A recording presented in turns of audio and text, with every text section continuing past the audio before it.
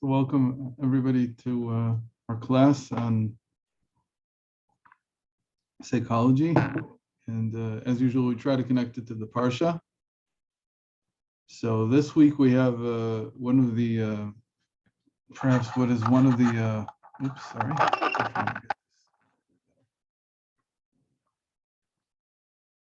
We have one of the most basic issues in psychology, which is how we deal with failure. And obviously it's not a foreign topic for anybody. It comes as no surprise that we've all failed. And the question is what to do.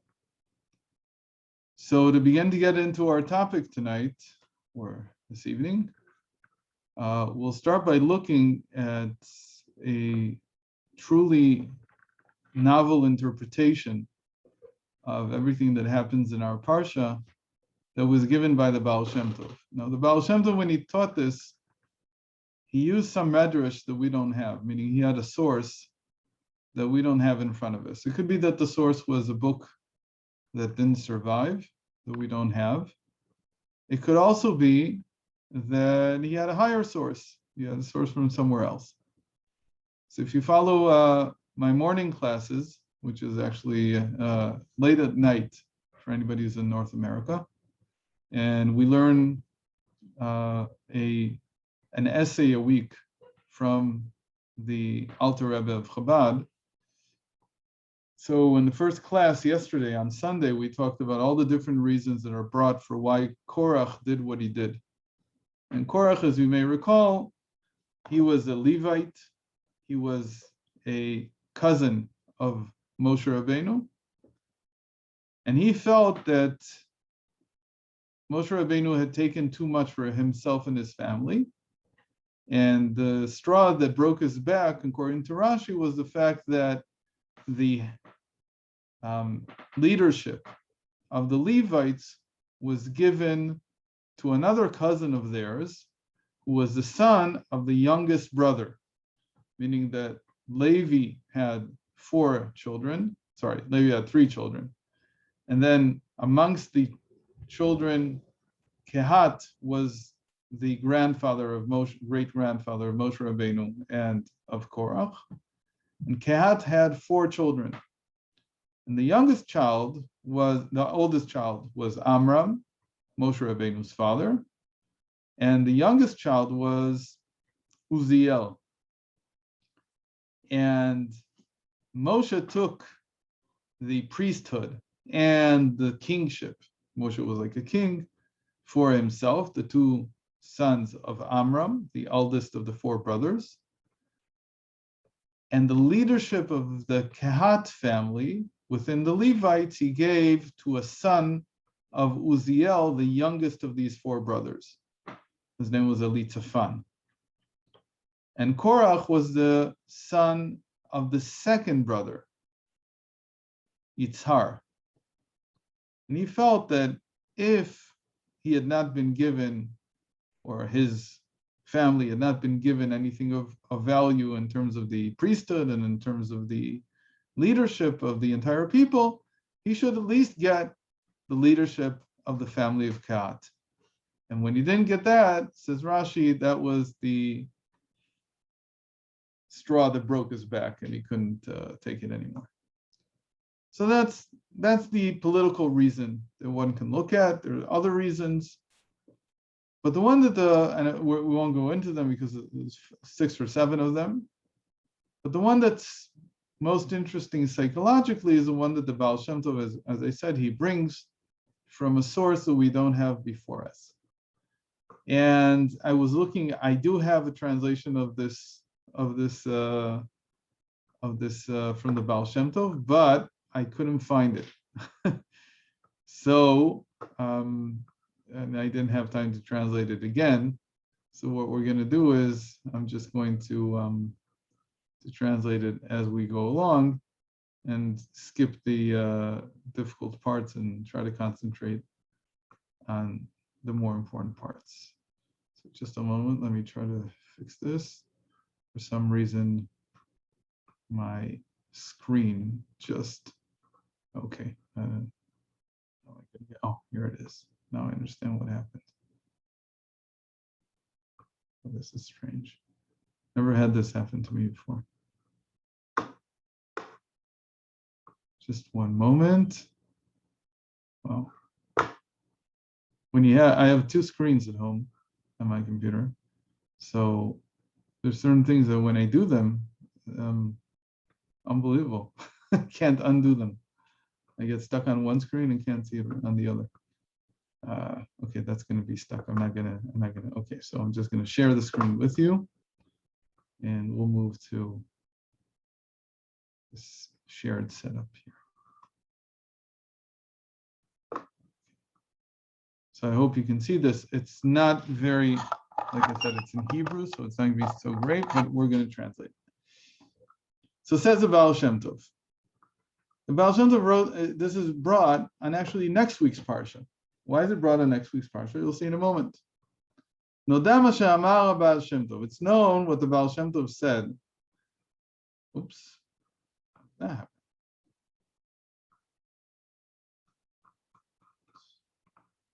Can't trust these computers. Try again. It's known what the Ba'al Shem Tov said when he was asked about the red heifer, which is next week's Parsha.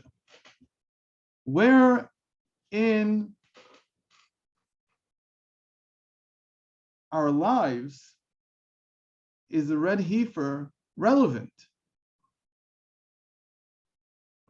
Right? What do you do with this? Obviously, we don't have a temple. We don't have what we call purity. So what can we do with the red heifer? How do you translate this into something that's relevant for us today? Now, if you haven't heard this from me yet, so I'll say it now, that Hasidic thought mostly focuses on our psyche. Because it says that whatever you find in the Torah, you can translate into a psychological issue. So Hasidic thought is like the dictionary between the Torah and between the psyche and psychology. Why did this only happen in the last 300 years? Well, it didn't entirely happen just in the last 300 years because we see hints of it throughout the history of Torah development.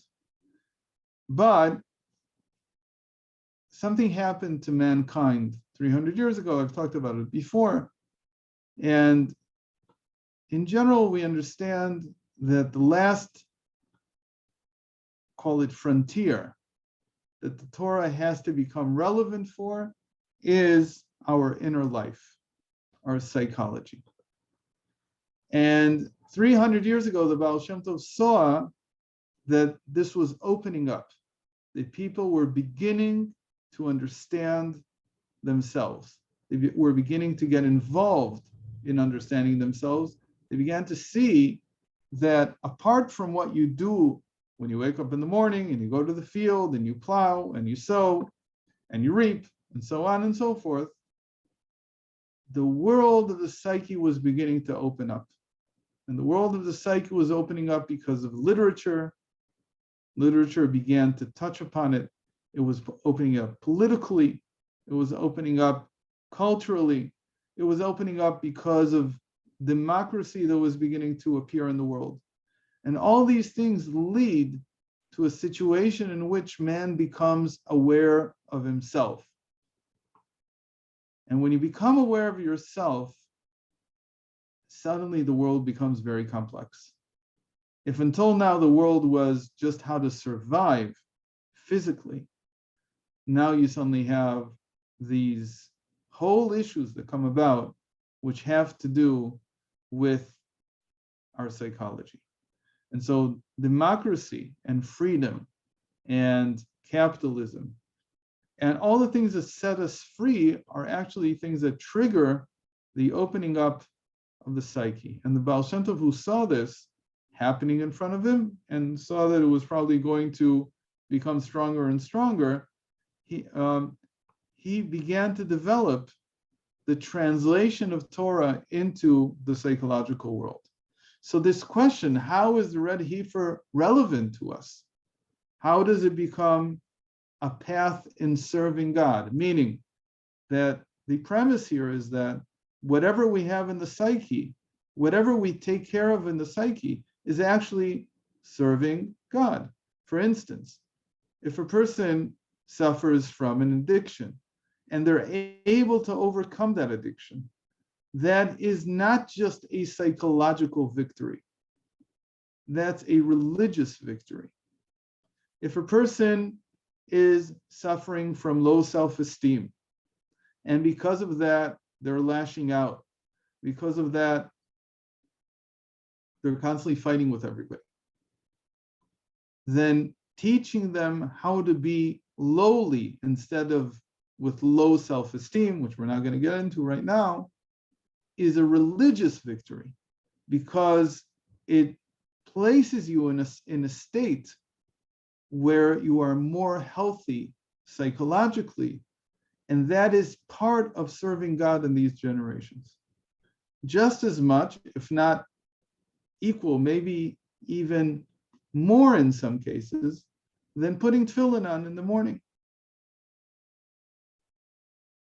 You have to be healthy psychologically. You have to find a way to solve these problems. And just as in the past, the issues were issues of figuring out how to buy, matzah on Pesach, which is not an issue for us anymore. In the past, it was an issue to figure out how not to work on Shabbos, which is not an issue for most people anymore. Because we're free, we can do whatever we want. Now the issues have gone inside, into ourselves. And these issues have to be part of we should see them as part of what it means to serve God. So he was asked, what do you do with the red heifer? How is that relevant? How does that translate into the world of the psyche?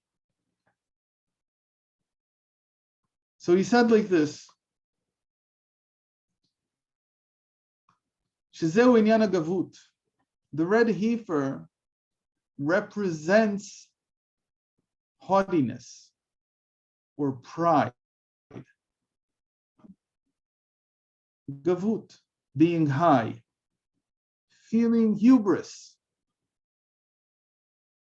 How could the red heifer, the symbol of something that purifies from all the different types of impurity, even from death, how could the red heifer symbolize something like this? Well, it's very simple why it symbolizes that. It's because of its redness. And the color red, usually symbolizes pride. It symbolizes a state in which it's usually associated with the blood. It's called that the blood is running in the veins. It's what a person feels when they feel good about themselves. That's that feeling. And that is what the red heifer symbolizes. And he explained like this,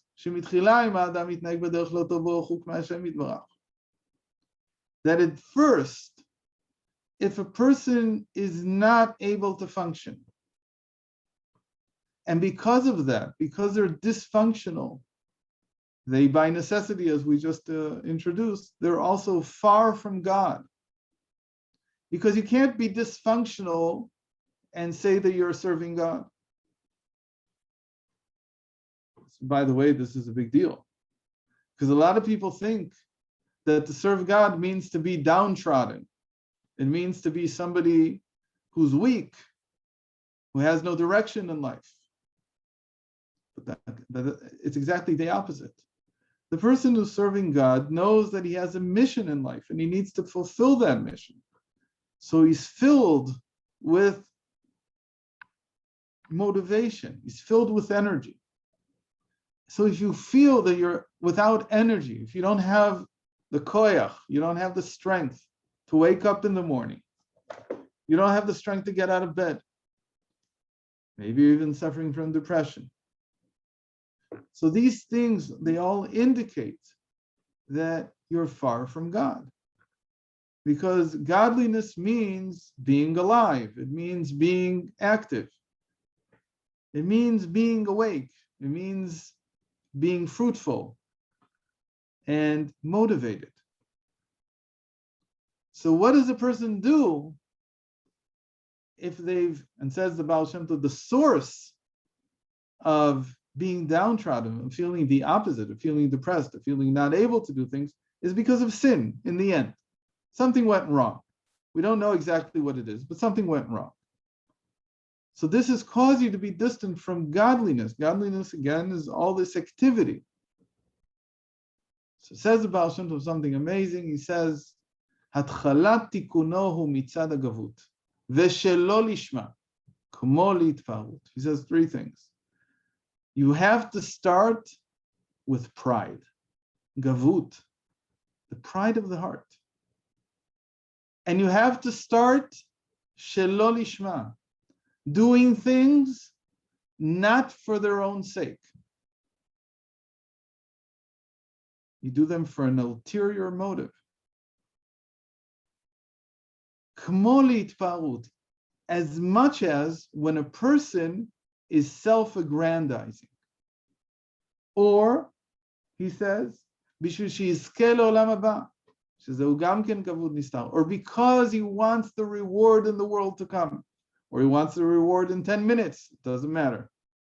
He's doing it because of the reward, not for its own sake. Meaning, I can't get up in the morning. Can't put tefillin on. Can't go pray. Says the Ba'al Shem Tov, the best advice is pay yourself. Pay yourself. Give yourself a reward. How can that work?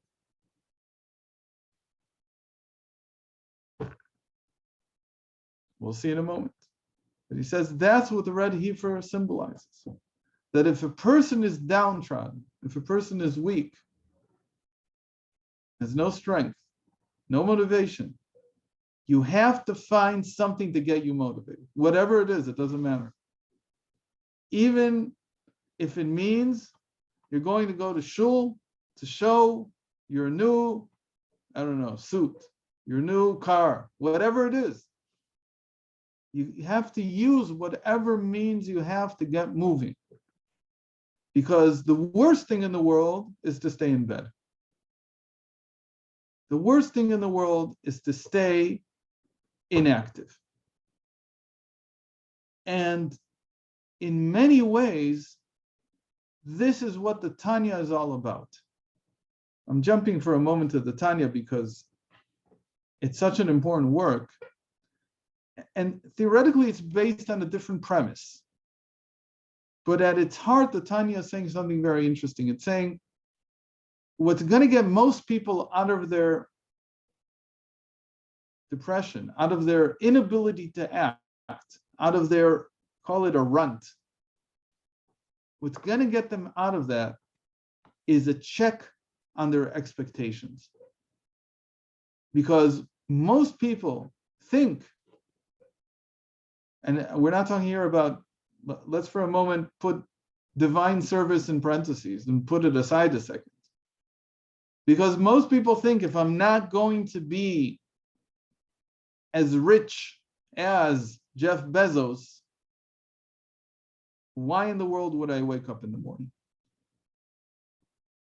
So even if you get past that, a lot of people are in a state of depression because they can't keep up.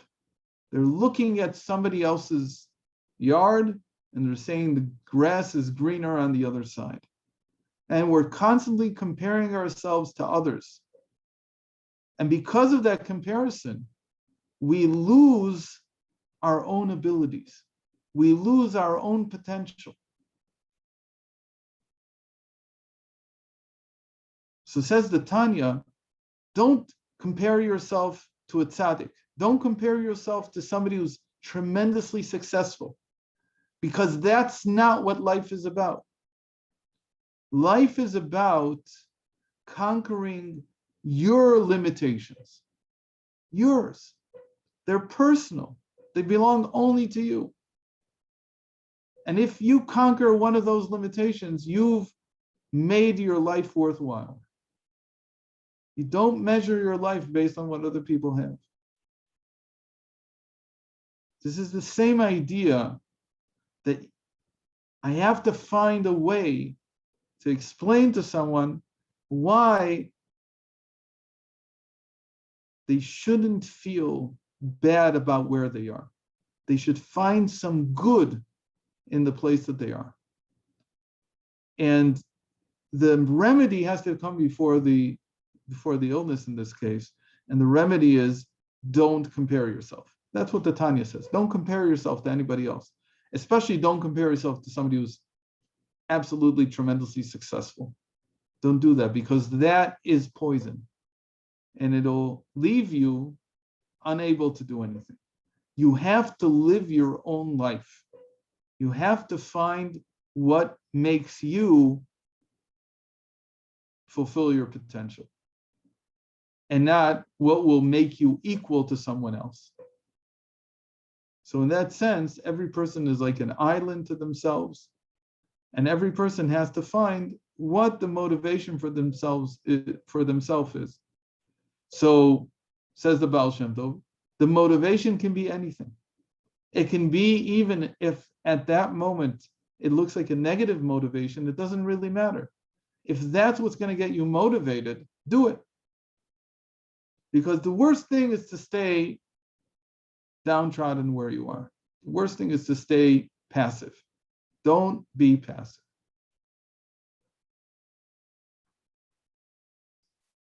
He says even more than this. He says, that the person thinks, I'm worthy of all the reward in the world. God owes me. This is like the antithesis to serving God. God owes me. What do you mean he owes me? Maybe you owe him, but he doesn't owe you. He says, no, it goes that far, that if you have to think like that, for now, at this moment, think like that. Meaning that I'll get up and I'll go to shul and I'll put tefillin on and I'll daven. God owes me the world.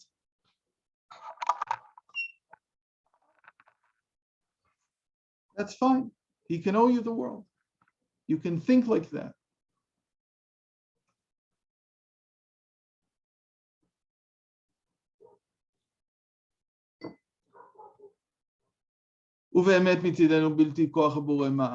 Says, really, in truth, he doesn't owe you anything. In truth, you haven't done anything for him. That's the truth.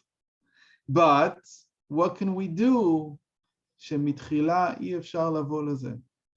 That when you set out on a new path, when you set out every morning, you can't wake up understanding this. You can't wake up with that thought that I have nothing to contribute.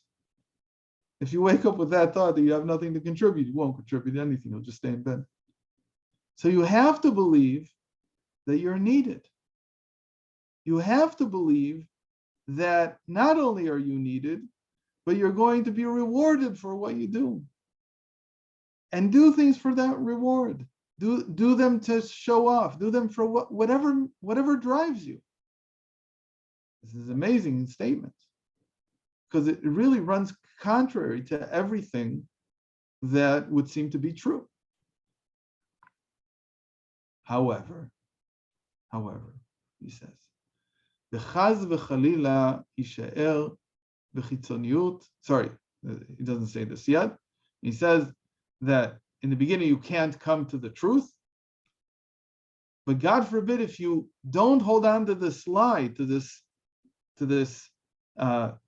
illusionary picture of reality, where you're the most important thing since sliced bread. The world can't do without you. If you don't hold on to that image, you'll remain outside the world. You will not take part in the world. And so what were you created for? Each one of us was created in order to do something substantial in life. And again, the truth is it's substantial relative to me, relative to my abilities, relative to my limitations. But in the beginning, you have to hold on to the idea. So a guy who has trouble waking up, he says to himself, the fact that this, if this is something that moves you, the fact that all the planes in the sky are going to stay in the sky and not fall down today is all dependent on my davening this morning. True, not true, it doesn't matter. But you can start from that, says the Ba'al Shem Tov. You have to start from that. You have to start from seeing yourself as that important, if that's what motivates you, if that's all that will move you. And then he says, Mitoch shelo lishma yavo lishma. And then from this amazingly illusory picture of reality, eventually you'll come to the truth. You'll be able to leave this picture behind, to leave this illusion behind, and do things because of their importance and not because of your imaginary self-importance.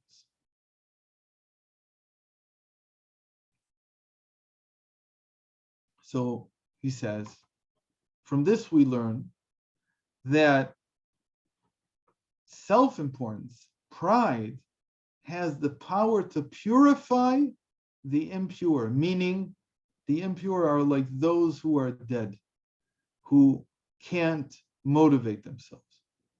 You have to use pride in the beginning. But, he says, if you keep holding on to the pride too long, if you keep holding on to this self-importance, to this imaginary centrality of your existence and your actions, if you hold on to it too long, it impurifies you. It makes you impure. So it's a double-edged sword, but one side of it helps you fight to get out of the rut, and the other side, if you hold on to it for too long, will hurt you. So you have to know very carefully how to use this sword called pride, how to use this sword called self-importance, how to use it correctly. And it's about timing. You have to use it as long as it's motivating you, and to drop it the moment that it begins to affect you, to really think that, again, when you begin to look at yourself and you begin to appreciate yourself too much, that's when you need to drop it, because that's a moment when it begins to hurt you. So in a certain sense, we could say, if I would sum this up, that as long as you're doing in the process and the act of doing something, and you're not thinking about yourself, usually when we do something, let's say you go to, I don't know, wash the floor, or you go do the dishes, you don't think about yourself right away. You don't become self-conscious of your actions immediately. But the moment that you do begin to become self-conscious, and you begin to see yourself and begin to think, wow, I really am an important guy. I really am doing something that's so important because my washing the dishes is now, I don't know, keeping somebody alive or something like that. That's when you have to drop it. And you have to understand at that moment that you do what you do. Again, the dishes doesn't sound like something very important. Let's say you're in the middle of davening, that you're doing what you're doing because of the importance of what you're doing, and not because of your centrality, not because of your contribution itself, but rather that the act needs to be done. The amazing thing is, says the Ba'al Shem Tov, don't think that if a person is already motivated, they're already holy, they're righteous, they're a tzaddik, their whole lives are dedicated to serving God, don't think for a moment that they don't need to use this technique. Even they need to use it. Even they have to get up and say, people need me. Because they also wake up in the morning and they say, I don't feel like going and doing what I have to do every day. Every single person goes through this. It doesn't matter what level you've reached. It has to be used by everybody. And he says this is the secret of coming close to Hashem with pride and lowliness. Both of them. The pride motivates you, and the lowliness keeps you pure. It keeps you in the right place in terms of your overall intent. Okay, so he says that that's what the Ba'al Shem Tov taught about the red heifer. How is this related to Korach? Let me see if it's said here. So it's not said here. It's said in a different place, which I don't even have here. It says that what Korach saw, the reason that Korach did what he did was because he saw in his prophecy this mitzvah of the red heifer. He saw this coming, meaning even before Moshe Rabbeinu taught this mitzvah, Korach realized that it was coming. This mitzvah was taught a few days or weeks after Korach had his dispute with Moshe Rabbeinu. But Korach saw forward. So what happened to Korach? Korach fell down. Why did he feel down? So we have a whole slew of reasons. What was the answer that he saw? That I should feel, to become motivated again, I should feel prideful. So how should I motivate myself? Oh, he found the perfect answer. If I come and I dispute against Moshe Rabbeinu, that'll give me my motivation, the motivation that I need in order to get out of where I am. Now, the amazing thing is that Moshe Rabbeinu really tried to play along. He said, okay, if you think that you should be the leader, let's test it. If you think that you should have been given the priesthood, let's test it. Moshe doesn't reject the idea off the bat. That's the sign of true leadership. True leadership is not afraid of criticism and not of contest. If somebody wants to contest, the true leader understands that they need that contest in order to motivate themselves. And that the best thing that you can do is not to reject it, but rather to let it play out. If it plays out properly, and the person realizes along the way, wait a minute, yeah, it was a nice idea when I started out, but I'm not exactly at the same level as the guy who's leading, or I'm not exactly ready to replace the person whose job I think I want. If you realize that in time, it motivates you, because that's exactly the point where you realize that this job is important. That's why I want it. Leadership is important. That's why I want it. I want to take part in the world. I want to do what I can. But if you realize it too late, it becomes your demise. It finishes you off. So Moshe Rabbeinu didn't reject Korach's contest against his and Aaron's leadership. He accepted it, hoping that Korach would understand in time, without going overboard, the importance of what he was seeking, but that he wasn't ready for it yet, that it wasn't for him, for whatever the reason, and that he could remain motivated for what was his.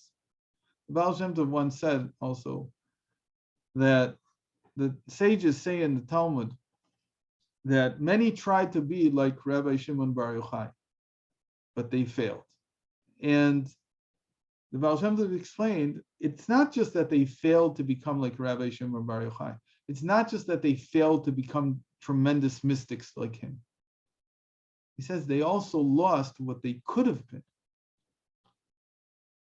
Because to want to be like somebody else is a good thing. It's not a negative thing. You need to look at other people and say, I would like to be like that. But that's only to motivate you. As the sages also say in Pirkei Avos, Kinat sofrim tarbe chokhmah, that envy of another scholar causes people to learn.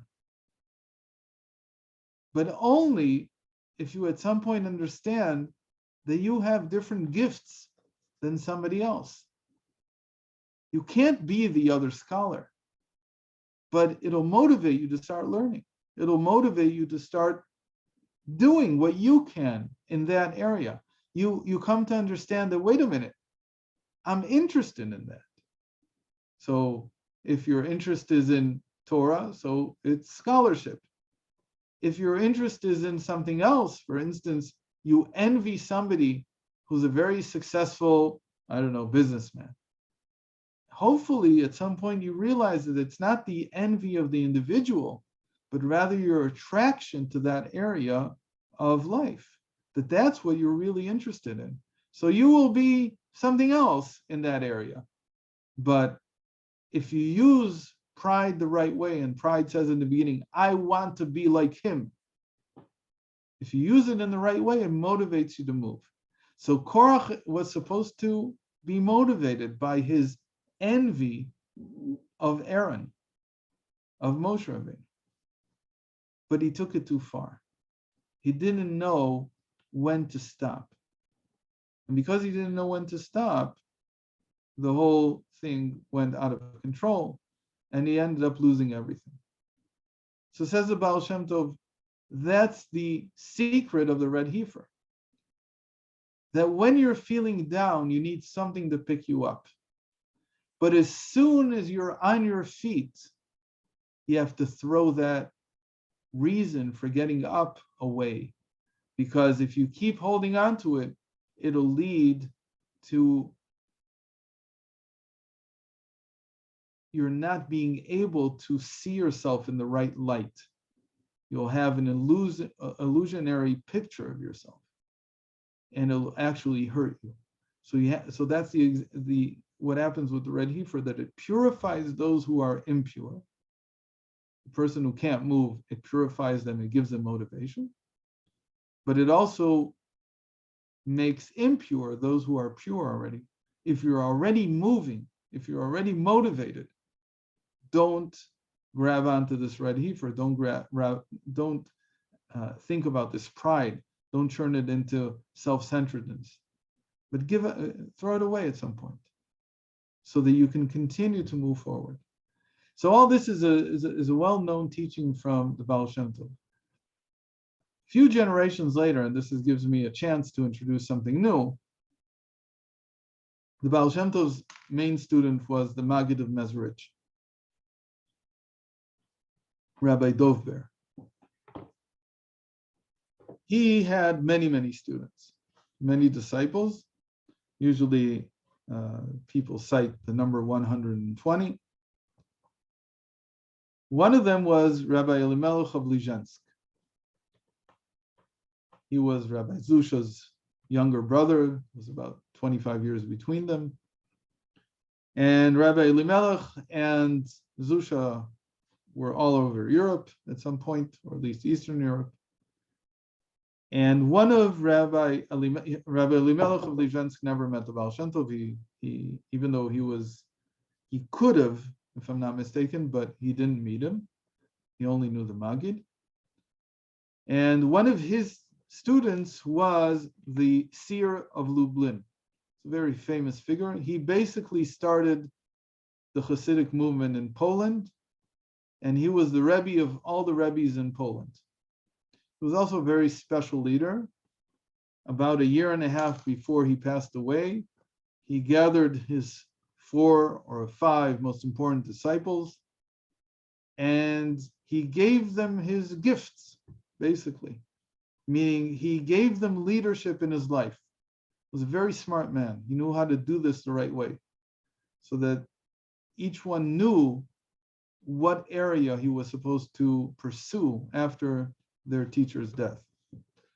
And after he passed away, there were a number of centers of Chassidus in Poland, thanks to his work, the Sira of Lublin, Achozem Lublin.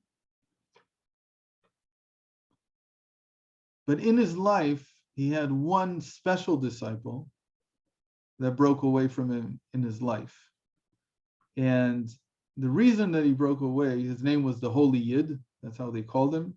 He had the exact same name as the Seer of Lublin, which was a very interesting coincidence. They had the same name. The reason that he broke away, the Holy Yid, was because the Seer of Lublin didn't stress learning Torah. He didn't stress learning the revealed part of the Torah, the Talmud, and everything, and halacha, but rather he catered to the masses, and the masses were unable to learn that much. But the Holy Yid thought that that's not the way that things should be, that Chassidus too should be based on learning, on serious scholarship in the revealed side of Torah. So he broke away in the Seer of Lublin's lifetime. He didn't live very long. He passed away when he was 48. And he moved to a city called Pshischa. Not really a city. It's more like a little town in the center of Poland. Lublin is on the eastern side of Poland. And it's about a 4-hour drive. If you're driving, 4 or 5 hours. All of Poland, I think, is about 9 hours across. So it's somewhere in the center. And he started a whole new branch of Chassidus in Pshischa. And as time progressed, everybody joined him and his disciples. It was very interesting. After the Seer of Lublin passed away, he became the central figure of Chassidus in Poland. And because of that, there's always been a very strong tradition in Polish Chassidus of learning the revealed part of the Torah, just like the concealed part of the Torah. He had one special disciple whose name was Simcha Bunim of Pshischa. So if you've been following, we're in the 6th generation of Chassidus. The Ba'al Shem Tov, the Magid, Rebbe Elimelech of Lizhensk, the Seer of Lublin, the Holy Yid, and the Pshischa. Simcha Bunim of Pshischa. Simcha Bunim was a very interesting character because he started out his life as a pharmacist. He went to learn pharmacy. And he was well learned in many secular subjects. And he was also, he also knew a number of languages, which was very uncommon at that time. But what he was most known for, and this is where we're now coming full circle to understand, to give, I think, one of the best examples of what the Ba'al Shem Tov means, was his drive for what people call authenticity. So if you ever read anything written from the academic world about Simcha Bunim of Pshischa, you'll see that the word authenticity is found a lot in it. And that's how the academic world sees him. What does it mean by authenticity? What he meant was that you can't mimic other people. You can't live your life trying to be someone else. You have to live your life being yourself. And you have to figure out what that means. Along those lines, he has a tremendous explanation. His book, the collection of his teachings, is called Kol Simcha, the voice of Simcha, which is from a verse that we say at weddings, called Sason v'Kol Simcha. But here his name was Simcha Bunim, so he used it as a name for his book, the voice of Simcha. He gives a tremendous explanation for what happened after Joseph was sold. So now we're going back to the book of Genesis. And I think this is what the sages say about this. I think everybody's heard in one way or another. But so I'll repeat it, but I think you've heard this before. After Joseph was sold, and the brothers came back to Jacob with the coat that they had dipped in blood to tell Jacob that Joseph was eaten by a wild animal. Something strange happens. The next thing the Torah tells us about is Yehuda, the fourth son, but the one who everybody saw as the leader. He suddenly, it says, Vayered Yehuda me'etechav. He goes down, he descends from his brothers, and he goes to some place called Adulam. Adulam is about 20 minutes from Yerushalayim. And he goes to this place. They were living at the time in Hebron. So he goes to this place called Adulam. And there he meets, he forms a new business partnership, and he marries a woman. The daughter of this man from Adulam. This is his new business associate from Adulam. Joseph, meantime, is being taken down to Egypt and being sold into slavery. Jacob is unwilling to be consoled. So he's sitting Shiva, but not really sitting Shiva because he doesn't think that Joseph is dead. So he's hanging somewhere in limbo. And all the other brothers, says the Midrash, they're also lamenting what they just did. And the only one, the Midrash ends with this, who actually does anything is Yehuda. And what does Yehuda go and do? He goes to marry a woman. He gets married and he has 3 children. And that begins to be the lineage of what? Of the Judaic house, which ends up with David. So he gives birth to 2 sons, Er and Onan, who die. But then they were married to a woman named Tamar. And Tamar is considered to be the daughter or some descendant of Shem, the son of Noah. And Tamar eventually marries the 3rd son, well, supposed to marry the 3rd son, Shelah, but she doesn't. And she tricks Judah into being with her, and she gives birth to twins, the 4th and 5th son of Judah.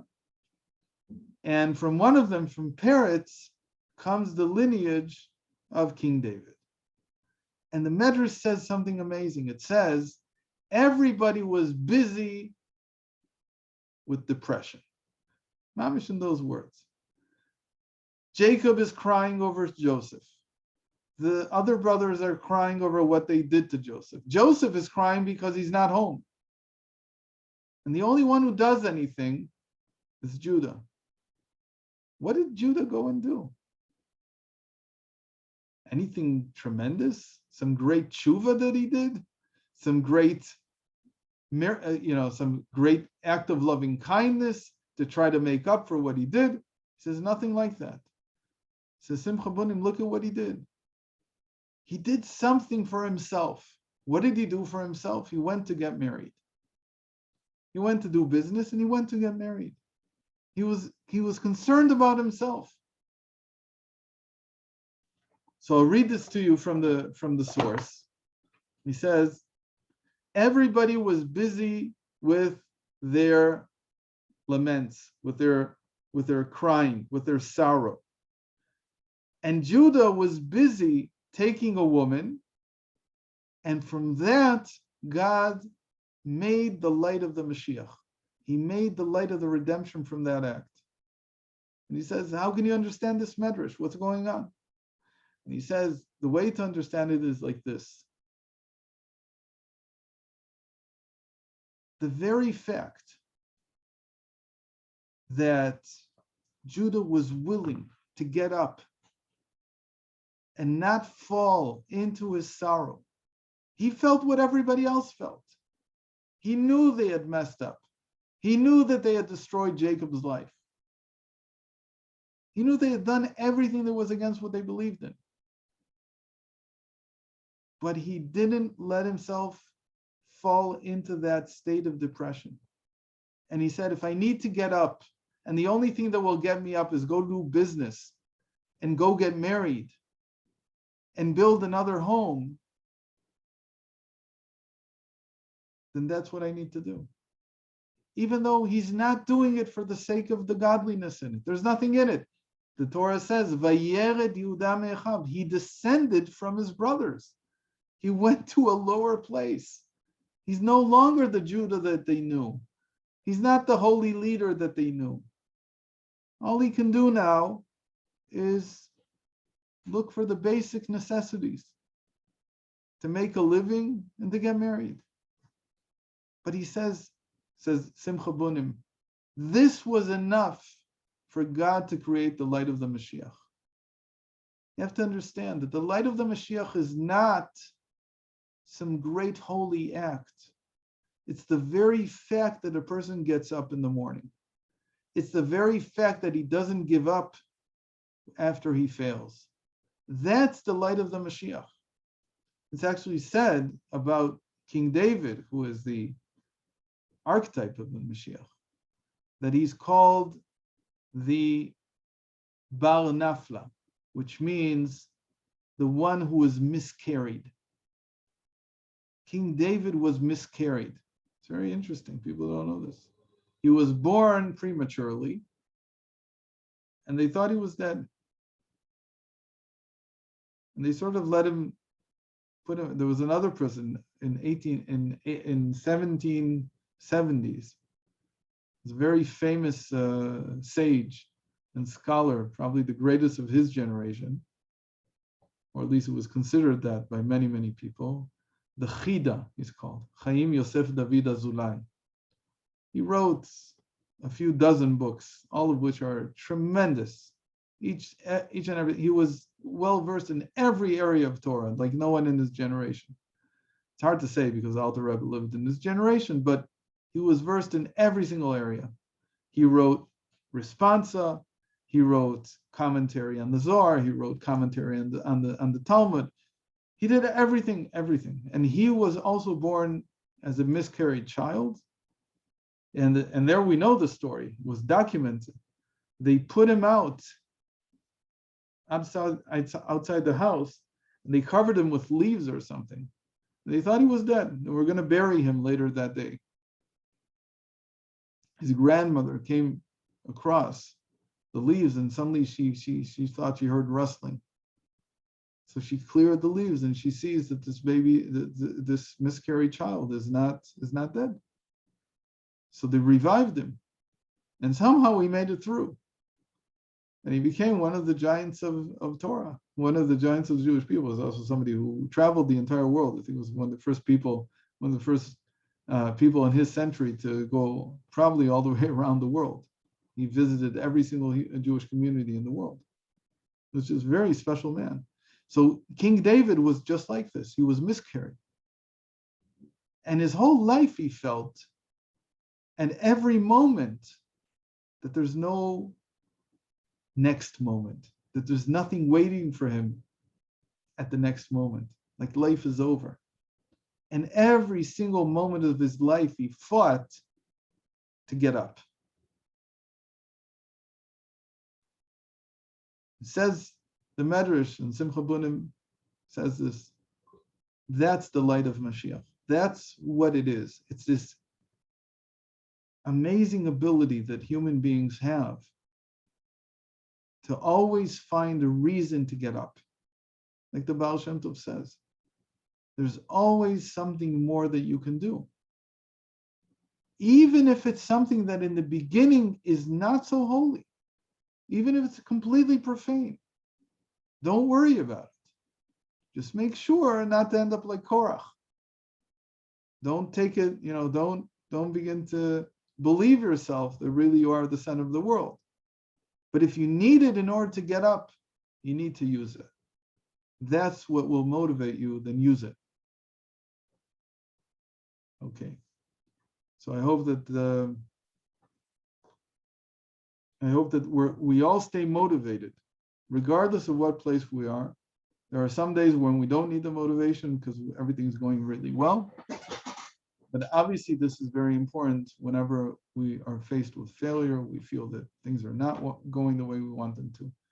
And especially as life gets more difficult. You always have to find whatever it is to get yourself motivated and then let it go at the right moment, and do things because once you've started doing them, it's easy to continue. You don't need that motivation anymore. You don't need that pride anymore. You don't need that feeling that I want to be like someone else.